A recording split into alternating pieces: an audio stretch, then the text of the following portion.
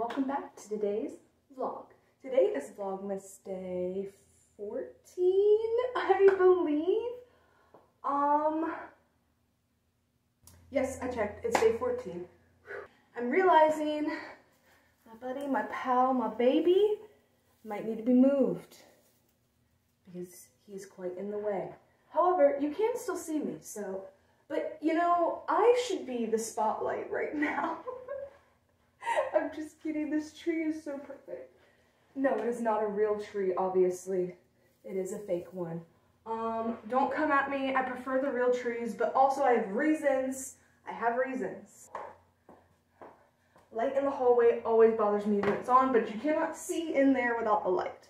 I mean, yes, I can tell that the natural lighting is fantastic, but when you're sitting on a computer, you need as much light as possible. At least I need as much light as possible because my eyes do not like staring at that light coming off of that box, okay? So, we're going to see if we can chill with the tree here for now. If not, I can always just kind of kick it over a little bit, you know?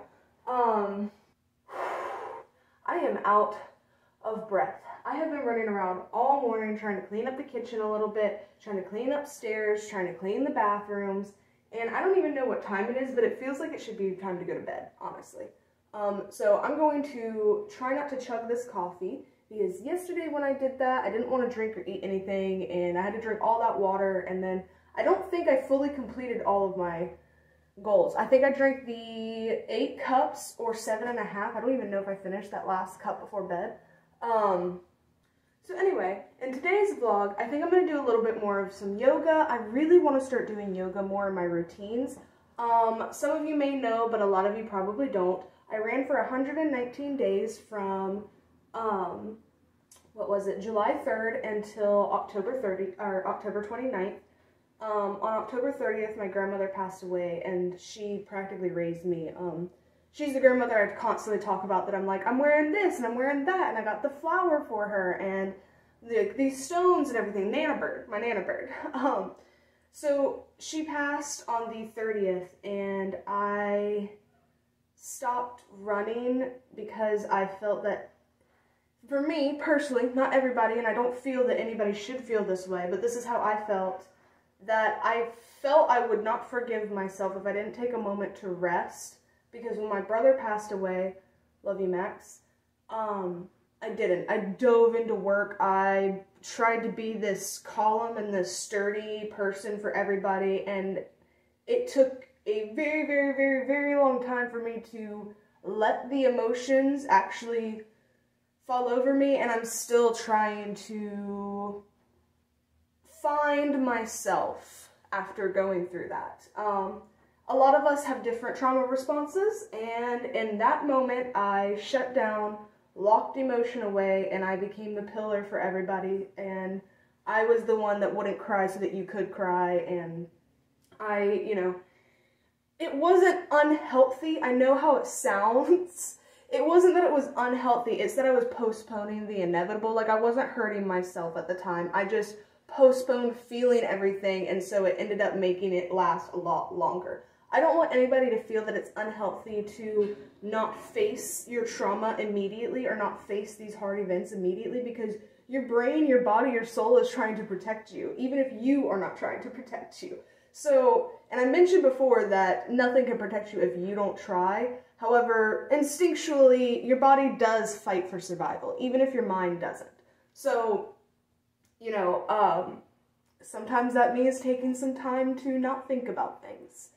Anyway, when my grandmother passed away, I was the last to see her, and that's a story for another day, but I was hit with this huge wave of, you need to feel this, you need to, I'm going to try not to get emotional with y'all, but you need to feel this, you need to let this hit you, and you need to let it hit you hard, because you can't, you can't deal with this death the way you dealt with your brother's death. It's just not the same. And so, yeah, anyway, I don't know how we started going on to this conversation or this topic. However, you know, take your time to do what you need to do and however you need to do it. Since we are talking about deaths and grief and stuff, I am a spiritual health and life coach. As some of you may know, I've mentioned it a couple of times. So I really want to take you along with me on a day of a certified health and life coach. So my certifications are in health coaching and life coaching, and then I have been a spiritual advisor since, I don't know how long, but I've been employed as a spiritual advisor since 2019. So I've been doing a lot of spiritual work. I'm used to like adding spirituality and the spiritual aspect of life into my work. So when my grandmother passed away, I had an idea that I should make a few programs that reflect kind of the challenges that I had that I know other people have. So when my Nana Bird passed away, her name is Joyce Ventry, I created the program Finding the Joy in Grief. And the reason I've made this program is because I think that a lot of times people feel that they can't move on with their lives until they do fully grieve or properly grieve, or that they have to only feel sadness and pain and push themselves back, and they're not allowed to be happy anytime close after someone's death or any type of grief, losing somebody, something, a piece of you. And that's just not the case. I've seen people where they've lost family members and a week later they forced themselves to go out. They were having a really bad day and then they had fun and then they didn't want to go out again because they felt guilty for having fun. Sorry. Anyway, I've felt that before as well. However, this was very eye-opening to me. It really helped me to see and realize how many people do hold this weight on them, and it goes into the fact that we're not necessarily scared of death, if that makes sense. We're scared of what death leaves us behind with, the ones living. We fear death because death takes from us. It's not that we're scared to die. Yes, of course, we all have that mild fear, but we know it's coming. We know it is inevitable. So why do we fear death so much? It's because death takes from the living. It doesn't just...